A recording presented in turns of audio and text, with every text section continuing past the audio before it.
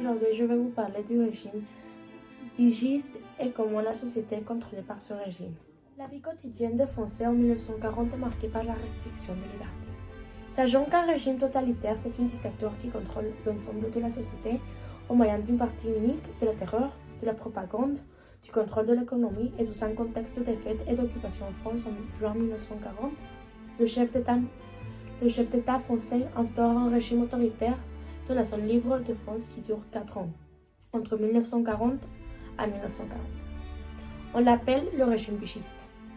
À l'aide de 4 affiches de propagande créées durant cette période qui sont destinées à l'ensemble des sociétés de la France vigiste et qui sont France Nouvelle, une magazine catholique mise en place par Pétain en 1941, image de propagande de Vichy de 1942, La Rêve, une affiche de propagande de 1943, l'affiche de la Croix-Rouge française de la même année et la Révolution nationale de Pétain créée par Herbachet de 1940 à 1942, pour se demander d'une part et d'autre part pour enfin répondre si le régime vigiste est-il totalitaire. Tout d'abord, le régime vigiste, face à l'occupation allemande de son autorité dans la zone libre, met en évidence le contrôle qu'il mène de l'ensemble de la société.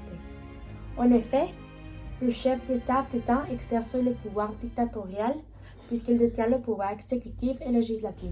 Il contrôle et supprime des libertés fondamentales des individus, des partis politiques ou même la communication par différents médias qui sont donc censés. Il s'organise des propagandes comme celle de France Nouvelle, qui est dirigée à la jeunesse pour faire passer le message du nouveau régime qu'ils doivent soutenir, dans lequel il se place au centre de l'affiche pour évidemment légitimer son autorité.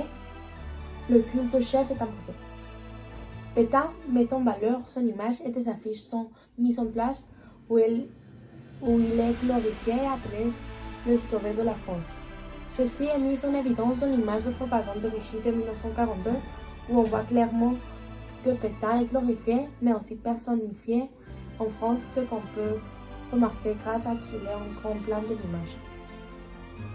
Représentant doré et des auréoles qui l'encerclent et qu'autour il y a des drapeaux de la France en plus de les valeurs traditionnelles qui vont restaurer comme le dit un slogan du régime. Pétain, c'est la France et la France. Ensuite, on remarque que les valeurs républicaines et démocrates sont rejetées dès le premier instant par ce régime et que Pétain impose à travers des affiches des valeurs traditionnelles et nationalistes pour promouvoir la révolution nationale.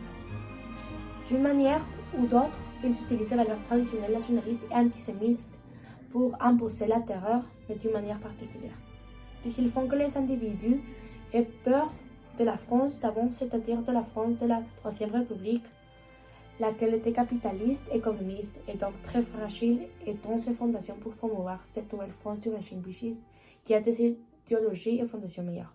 Autrement dit, ce régime fait que la société ait peur de l'ancienne France parce qu'il aime cette nouvelle France.